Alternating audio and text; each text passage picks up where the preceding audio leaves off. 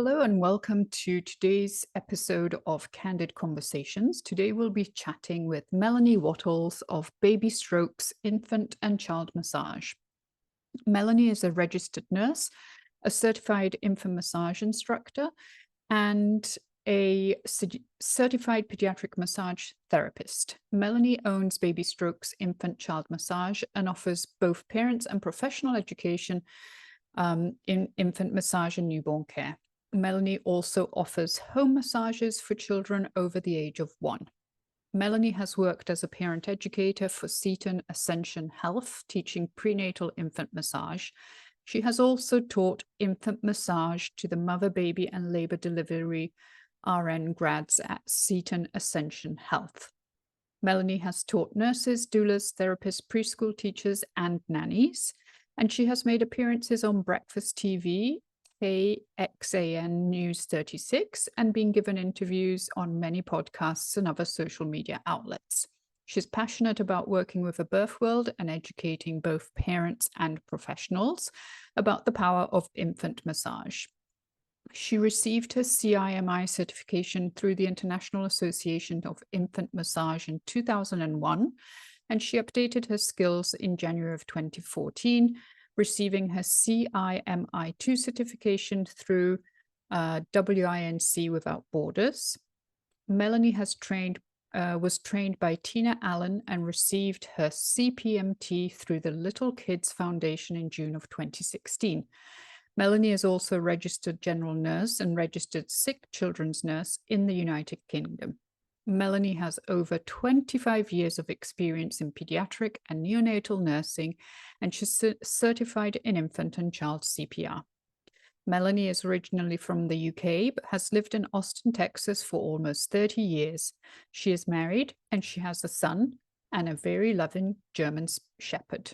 So without too much ado, let's welcome Melanie to our episode. So thank you, Melanie, for being here today. Could you share with us a little bit about what sparked your interest in baby massage and how you became an expert in this specialized infant care area? Yes, definitely. And thank you, Candy, for inviting me today. I'm excited to be here. I was actually working as a nurse. My background is in pediatric and neonatal nursing. And I was working full-time in my nursing career. And most professionals, nurses included, have to do continuing education credits. And so I came across baby massage. And this was back in 2000, the year 2000. And so I did a CEU accredited course in infant massage and just fell in love with the concept. But at that time, I tried to do some baby massage, but it was very difficult because I was so busy with my full-time work. So I sort of put it on hold, but knowing that concept, that mother-baby or parent-baby connection was just wonderful. So I sort of fell into it unexpectedly, really, but through CEU education. Fantastic. That's a great way also of sharing how important it is to continue your education no matter what you're doing.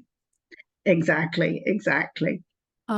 Can you explain the benefits of baby massage, both for the infant and the parent, but also maybe from your perspective as a nurse and also from a nanny's perspective, because obviously we're not biologically related to the baby, but there are some benefits for us as well. Absolutely. Yes. Well, there are a lot of benefits that have actually been researched. So it's kind of research-based information, which is really very nice too. But I think for me, the sort of number one benefit that I see is bonding, connection, and communication.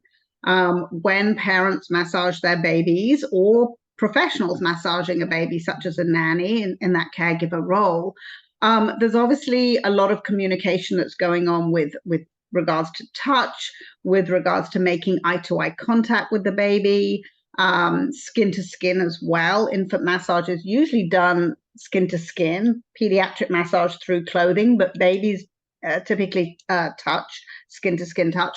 So there's communication that way. And I always kind of see with parents when they are spending the time massaging their babies, it really is a focus time. So a lot of parents will sort of switch off their social media, their phones, their TVs, their computers, and really focus in on the baby, having that one-on-one contact. So that in itself really helps kind of promote that relationship between baby and parent or caregiver.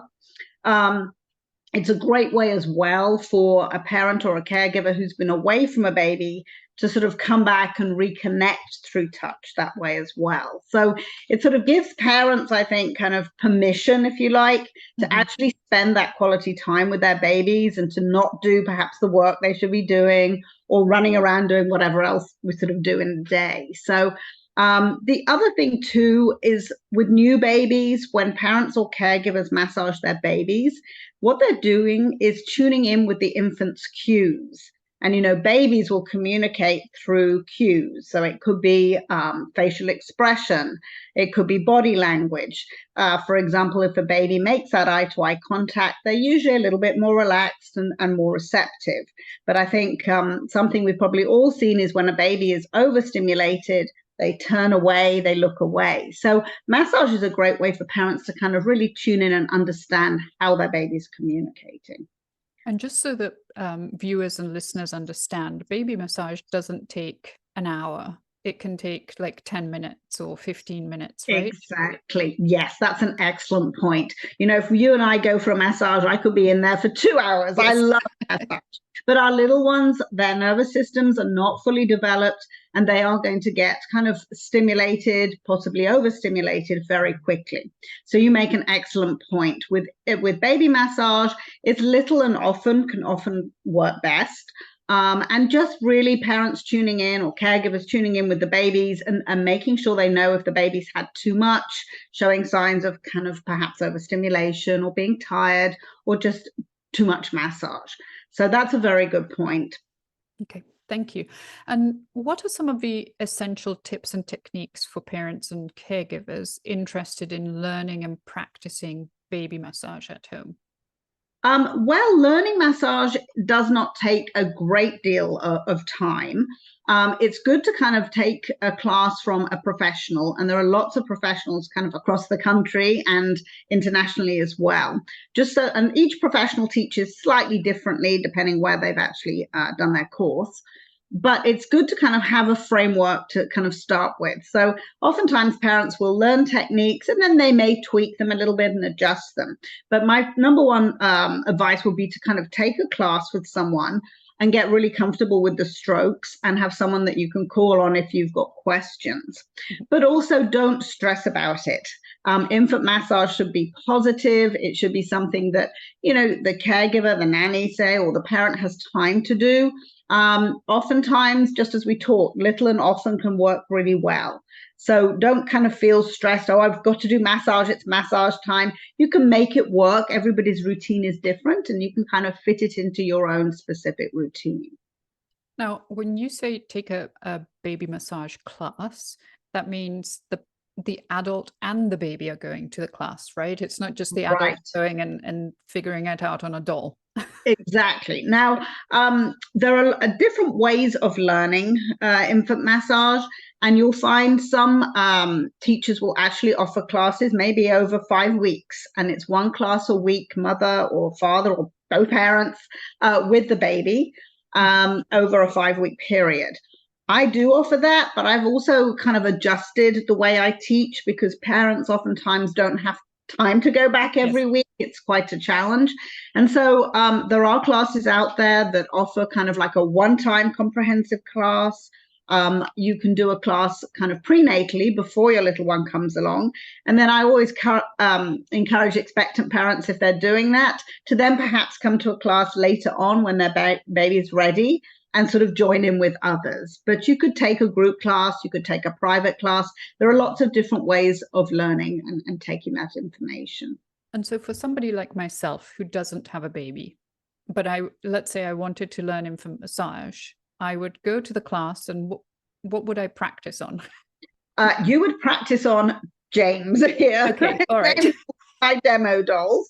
And I have a lot of dolls of different dolls. I have some baby girls and baby boy dolls, and so you could practice on a doll. But you also, if I do expectant parent classes, I tend to tell parents to bring a doll, a teddy, a soft toy. I've actually done some classes where the parents will sort of practice like face massage on each other. So, but yes, you definitely would have some baby look-alike to practice on. So Now, I just saw your doll, and your yes, doll has like, it looks like the intestine is kind of drawn. yes. Yes, this is a onesie that I actually got. And when I do my sort of gas and colic tummy massage classes, this is very helpful. But this kind of shows one of my favorite strokes for little tummies called the I Love You stroke. And I like it because it kind of shows the intestinal system and the direction that we should be massaging in order to kind of move poop along and help expel gas and that type of thing, and just generally support our baby's digestive system. Fantastic. So that's one of our tools we use, so to speak. All right. And are there specific considerations and precautions that parents should know when engaging in baby massage, particularly for infants with sensitivities or special health conditions? That's a great question. There are some things that we teach in baby massage. For example, asking permission of the baby, which is critical for parents to do. And that is more about just checking in with the baby and making sure the baby's ready for massage, and understanding if the baby shows negative cues, then you stop massaging or you change up what you're doing. But for babies that may have medical conditions, or allergies, obviously at this young stage, we often don't know a baby has an allergy, but what they could possibly react to are the massage oils that we use. So in that situation, I tell parents that it's always good to do what we call a patch test. So when we talk a little bit about what oils to use, some parents, kind of might want to use a lotion. Whatever they do, and I'm going to just demo with James here, is to do a little patch test, put a little bit on the baby's wrist, or you could do the ankle, and just check for any redness or signs of irritation.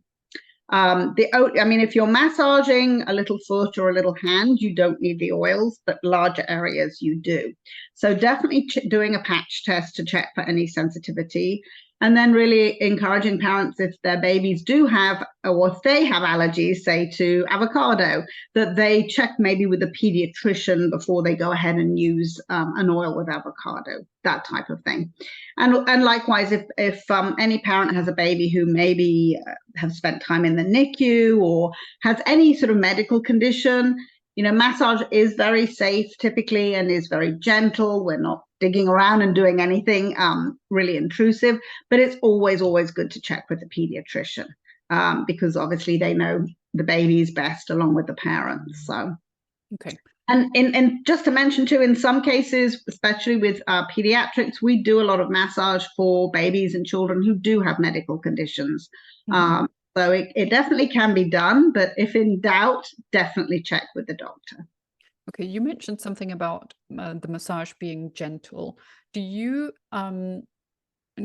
share with parents and caregivers the amount of pressure that they should be putting on the babies? Yes, that's a very good point as well. I think typically people think, it's generally thought that a sort of very light, feathery pressure is what the babies would prefer. But usually that is more irritating on their nervous system. So the pressure it's hard to describe. It's more of a firm but light pressure. So it's not a tickly type pressure. Every baby is going to be different. Every baby is a different age, different size. And so they're quite specific to kind of, the pressure is specific to that baby.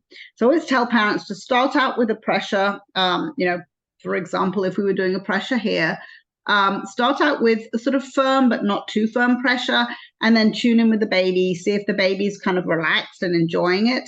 And I have seen this happen in my in-person classes where a parent will start out maybe a little bit too hard and they're doing the foot massage and the baby's moving around, not comfortable. They lighten up the pressure and then the little one's just really starts to enjoy it. So pressure makes a big difference, and that's a great point. So fantastic. yeah. And I have another question. It's related really to age, because you brought up age. So I know a lot of people are in they're into the baby massage Yes. idea. But then what happens as the baby gets older? I know there is infant massage, but is it as popular as baby massage? Yes, definitely. So with massage, you can start really at any age and just kind of build up. And then at around sort of when your baby starts to crawl away, so it could be 6 months to a year, you've got walking, it's a little bit more challenging, but it's still really, really beneficial. So the way I sort of look at it is with our babies, we're trying to do more calming, soothing, gentle massage, relaxing, help with sleep, that type of thing. And then maybe as your babies become, toddlers or preschoolers, we're trying to make it maybe more fun, more energetic. And in pediatrics, older children, it's very helpful for tummy aches, for anxiety, for headaches. And one thing I'll share with you as well, with older children, we do a lot of back massage, and we call it story massage. And oftentimes parents and nannies will read to children at night. And one thing that they can do is do story massage on the child's back. And that can be really relaxing, help them go to sleep, help them open up. So I think massage is something that if your child enjoys it from 0 up until they can go for massage is really, really beneficial. Thank you. And you're kind of leading into my next question on how does baby massage actually contribute to the baby's overall development, including sleep, digestion, and cognitive development? Yes. So research has shown that babies who have regular massage, so maybe a little bit of massage every day or a few times a week, do tend to sleep deeper and longer. And in newer babies, melatonin, our sleep regulator, is actually produced a little bit sooner, a little bit earlier. And there are some studies now saying maybe more melatonin is produced with massage. And massage also has an effect on our cortisol, on our stress hormone. So studies have shown that as babies have massage, their cortisol level, their stress hormone level decreases, as does the caregivers level too, which is nice. Yes. But as that decreases and the baby just becomes a little bit more relaxed, I personally think that actually helps babies too to go to sleep. A lot of times parents may do massage before bed and it just kind of relaxes the baby and gets them ready to sleep. As far as digestion too, massage has shown that it was a study they did, and it showed that oxytocin, our feel good, our love hormone, is actually produced when we offer massage to babies. And this had an effect on the digestive system. And the babies that were studied gained weight faster than the babies that didn't receive massage. And they felt it was the result of oxytocin on the digestive system, which was very interesting as well. And just as we talked about before, massage can help with, baby symptoms of gassiness and colic and constipation as well. And then cognitively, there have been studies done too about sort of the touch-brain connection. I'm sort of doing that with the doll here. And one of the studies had shown that babies who had massage, actually their myelin, which is kind of around their nerves to help the nervous impulses be conducted to do with their nervous system, that was produced sooner as well in babies that had regular touch. And it kind of makes sense because touch is our first sense to develop in utero, and the skin is our largest sensory organ. So just a little bit of touch with our babies has a huge impact kind of on that brain-body connection. So, there was a lot of talk at one point where people said, so if I massage my baby, will he or she be smarter?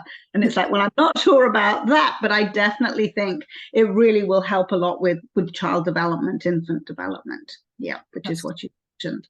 So if somebody is considering taking a baby massage class and then doing the baby massage with their baby or their charge, what would be 3 tips that you would like to offer them? That's a good question. I think the first one is don't stress so much about the strokes. Obviously, when you learn how to do the strokes, and you don't want to do any harm to your babies, obviously, but just the whole point is to just be touching our babies. If they're enjoying it, that's the most important thing. So take a class, learn what you're doing, and use it kind of as a guide. The second thing too is sometimes parents get a little, and caregivers too, because days are so busy and they're a little bit stressed about how am I going to fit it all in. And I kind of look at it more like, pick a time to do massage that works for you and your baby's routine and your baby. So maybe it's before a bath, maybe it's after the bath, maybe it's before nap time. Back massage is great to do during the tummy time, even if it's for a few minutes. So there are lots of ways you can incorporate massage into your daily routine. You could be holding the baby, massaging a little hand or foot, without it being kind of like formal massage time. Although I do think making it part of a routine is great, but it isn't something that I think people should get very stressed about. And then the third thing I think is just to sort of relax and enjoy it yourself, because as we all know, if we're tight and we're stressed about things, that's communicated to our babies and our children as well. So just set the scene if you like classical music, rock music, no music, if you like smells, like perhaps some nice lavender diffusing, if you like a quiet room, just set the scene so that you yourself feel comfortable, relaxed, and that it's something that you kind of enjoy doing as well. And likewise, I was just going to mention, if you've got nannies whose babies are a little bit older, more in the toddler or children, make it fun, make it playtime, sing nursery rhymes. So you can really play around with how you want the massage to be. I was going to say, with setting the scene, you're kind of also alerting the child that the massage is about to happen, right? Yes, it's always the same. Yeah. Exactly. And one other thing on that I teach in my class is I'm going to grab this bottle of oil here, but one thing we do when we put oil on hands prior to the massage, I sort of mentioned about checking in with the baby, asking the permission, is it okay to massage? But we put a little bit of oil in, and then can you hear that swishing sound? If we do that kind of over the babies will learn that sound means massage. And if massage is something positive, then they do. I've had parents say their little ones get so excited now when they hear this because it means massage time. So so that fits into with like setting the scene and telling your babies it's time for massage. Fantastic. You talked about asking consent of the baby. So a baby can't talk. So even though you're asking for consent, how do you know the child is consenting to the massage? That is a fabulous question. With our new babies, the way to sort of do it is, the other thing is how you ask it, I feel, is a personal type thing, because obviously you're not going to say, here, sign a contract, or they're not going to communicate yes or no at this stage. So it's really making that eye-to-eye contact, doing your hands, saying, you ready for a massage? Like we might sort of say, you ready for a diaper or a nappy change? So asking in the way you're comfortable and checking in and seeing is your baby comfortable. If your baby is asleep, it's a given. We're not going to massage or wake up to massage. If your little one is crying, it could be the massage might help soothe and calm them. So that's not always a sort of negative sign. The other thing is just knowing your baby's routine and what's a good time and what's not a good time to massage.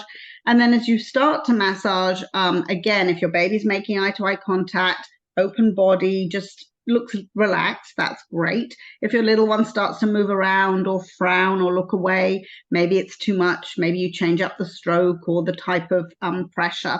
So it's more about reading their cues than anything at this age. But the one thing it does too is it does teach kind of respect, and that as your babies get older, they have the right to say no if they don't want a massage, and no to having any touch if they don't want that.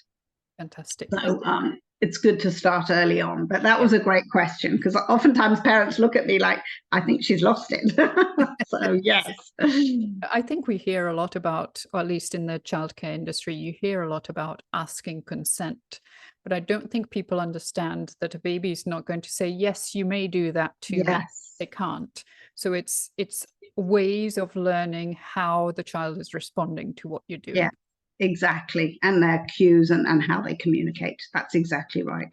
Fantastic. So if anybody wanted to reach out to you and learn more about baby strokes, you can reach me through my website, which is www.babystrokes.com, or email me at melanie@babystrokes.com. And then I also have Instagram, which is, and it's easier written down, but Baby Strokes Infant Massage. And on Instagram, I'm accessible all the time. A lot of times people will message me with questions. But the website has a lot of information, and there's also a contact section on the website too. So a lot of different ways. And I do have a phone number as well, so we can put that up. But lots of different ways. So I am actually always attached to social media. So like many of us. Yes, like many of us. Well, thank you very much for sharing all this information with us. It was really, really helpful. And if our listeners and viewers want to contact you, they will have all the details linked below. Perfect. Thank you, Candy. You're welcome.